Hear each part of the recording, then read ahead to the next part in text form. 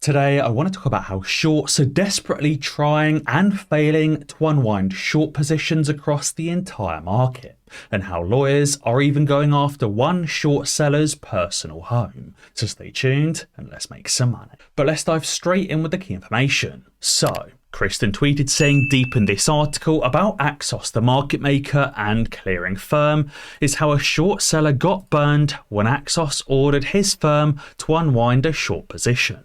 She says the article doesn't say which small biotech company that short seller attacked, but now that short seller is fighting to keep his personal waterfront mansion, claiming he's protected by Florida's homestead law. Now, this is actually something very interesting that I want to touch on in a second because it actually impacts our very own Ken Griffin. But it says the Axos market maker is fighting Scott Reynolds, who was working for a troubled Florida securities firm in 2019 when he took a short position in a small biotech company using an account at Axos Clearing, the unit that executes these trades. When Axos, the clearing firm and market maker, realised the size of the bet, which it said in legal filings far exceeded limits he agreed to, it ordered the trade unwound. Okay, this Axos clearing firm and market maker realised that Scott Reynolds was taking an illegal synthetic short position,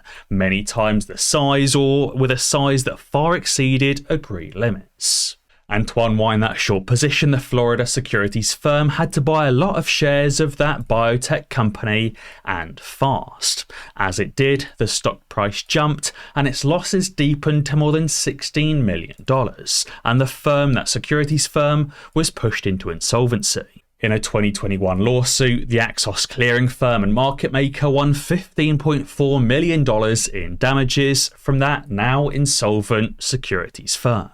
The bank has gone after Scott Reynolds' retirement savings, as well as a pot of money kept by his lawyer, and now is looking at his own personal waterfront mansion in Miami Beach. Now, as I said, this Florida homestead law, which short sellers are using to save or hide some of their money, is really interesting because it impacts our own Ken Griffin.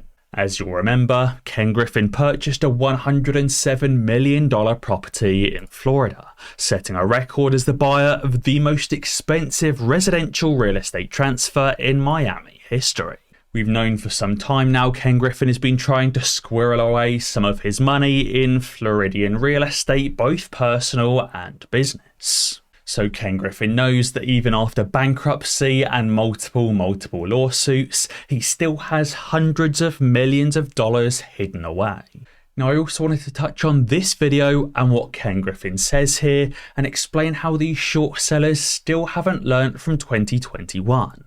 They didn't learn from this Axos clearing mistake, they didn't learn from Archegos, and they still haven't learnt to this very day in 2024. You mean the whole sort of meme stock phenomenon that got Gabe in trouble in GameStop last year? Yeah.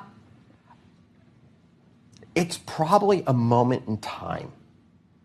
You know, replay the history. You've got this enormous stimulus program from the federal government, sending checks to tens of millions of American households. And a fair number of those households did not need the cash. They put it into the stock market. And people were looking for connection. They were looking for something to be involved in. You had the rise of the Wall Street bets and the whole Reddit phenomena. And I don't want to say our stock market devolved into entertainment, but there was certainly an entertainment dimension that came into play with money that was in some sense just dropped out of the skies into people's wallets. And they took a run at the stock market and GameStop and AMC and dozens of other meme stocks. I'd like to think it was a moment in time. I'd like to think that's the case. It's not how capital formation works best. And frankly, a lot of it came from a place that I don't think it was very healthy, which is like, let's try to take a firm like Melvin and put them into bankruptcy. Like, great. So you basically help wipe out the pension plans of teachers. You feel good about that? It's not Gabe's money that you're taking down. You're taking down the money of a pension plan that belongs to a teacher. So it's a COVID phenomenon. It's a COVID phenomenon. So there's Ken Griffin talking about how he thinks the GameStop and AMC meme stock craze in 2021 was a one-off, point in time, a COVID phenomenon. He explained how he thinks this won't reoccur and says that it effectively only happened due to the additional stimulus flowing into people's accounts and the spare time they had. But let me explain how short sellers still haven't learned to this very day. If you didn't already know, Moomoo have just released their cash accounts where share lending is disabled, and you can currently get up to 15 free stocks by joining Moomoo using my link in the description below. Not only can you get 15 free shares, but you can also get 8.1% interest on uninvested cash as well. With these cash accounts, your AMC shares won't be lent out to hedge funds for short selling, as share lending on cash accounts is disabled. And the reason is because short sellers are still getting liquidated day in and day out, especially in the small cap market. In my previous video, I spoke about how tnon ran in just a few minutes from $4 or $5 per share up to over $130. These short sellers are still taking these large, risky, oversized bets and are paying the price and being forced to unwind short positions during a margin call. This is just another way the AMC and GameStop short squeeze could be triggered. What happens if the hedge fund that was shorting tnon and forced to unwind their short position that received a margin call? What happens if they were also shorting AMC and GameStop? Well, they'd be forced to not just unwind their tnon short position, not just forced to unwind other short positions in other small cap stocks, but also forced to unwind AMC and GameStop short positions as well. That's effectively what happened with Archegos. They weren't just forced to unwind one position, they were forced to unwind their entire portfolio, which caused billions of dollars in losses to many banks. Now, it's likely the short seller that was shorting tnon was just a small hedge fund that didn't have many or even any other short positions. But what happens next time another stock like this runs? These short squeezes happen every week, every few weeks, every few months, especially in a small cap market.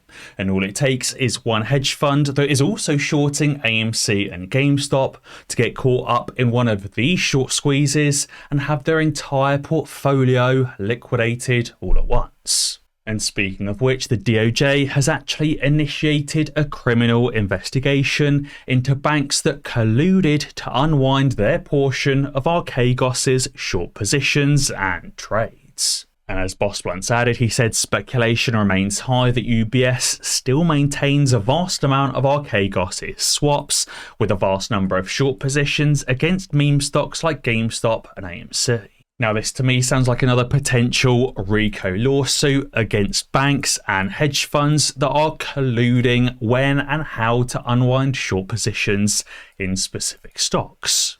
So the DOJ have restarted this probe examining how Huang's lenders unwound more than $150 billion in bets placed by his family office. And it says these banks floated proposals to coordinate an orderly liquidation and unwinding of their clients' portfolio to minimize their own losses. And this to me sounds exactly like what these shorts are trying to do with AMC and GameStop, trying to unwind their short positions in an orderly way to avoid guaranteed losses during a short squeeze. And it says now the Justice Department might draw a second line under the lessons learnt by declaring the strategy illegal. Basically saying the Department of Justice may stop firms, banks and hedge funds from coordinating and unwinding short positions in an orderly fashion. Now, on that same note, let's also talk about how AMC's short interest has now doubled